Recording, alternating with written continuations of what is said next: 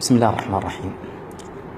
في هذا المقطع صائد آسيوي بسيط شاف سائح هو وزوجته حاصرتهم الطين، ما أرضاه المنظر، راح يساعدهم. أخذ معدات التصوير أول شيء اللي سعرها بالشيء الفلاني، كان بالإمكان ياخذها لكن نفسه الحرة ما رضت، ورجع حاول ينقذهم. لقى الموضوع صعب، الرجال مسن وثقيل وما هو قادر يسحبه، ورجله غاطسة بالطين. ترى في غيره في الموقع نفسه، لكن ما تعلموا من الفطرة السليمة وما عرفوا معنى إذا كانت النفوس كبيرة تعبت في حملها الأجساد. صاحبنا قرر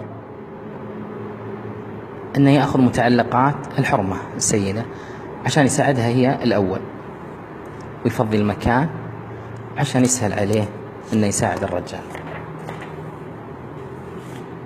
ودى الأغراض والشنطة ورجع ثاني يحاول ينقذهم، رغم أنه كان في إمكانه يسرق المتعلقات اللي في الشنطة وأكيد فيها أشياء ثمينة.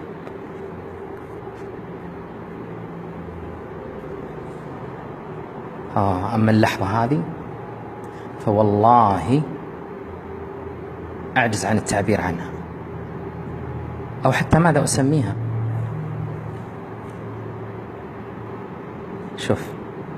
شوف روعة الإنسانية والبطولة.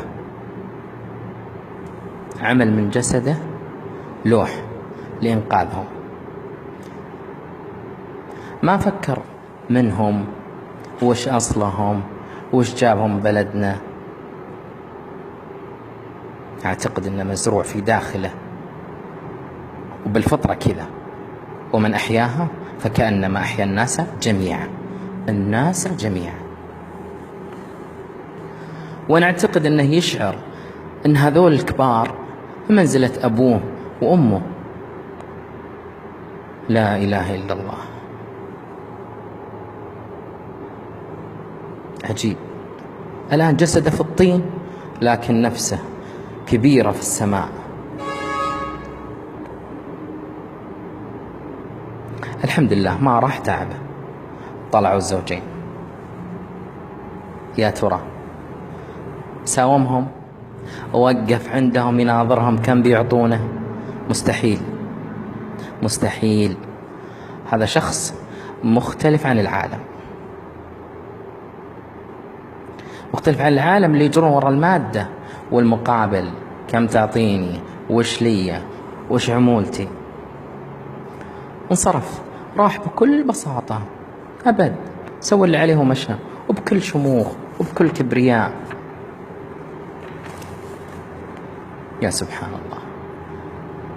وإن كانت أقدامه في الطين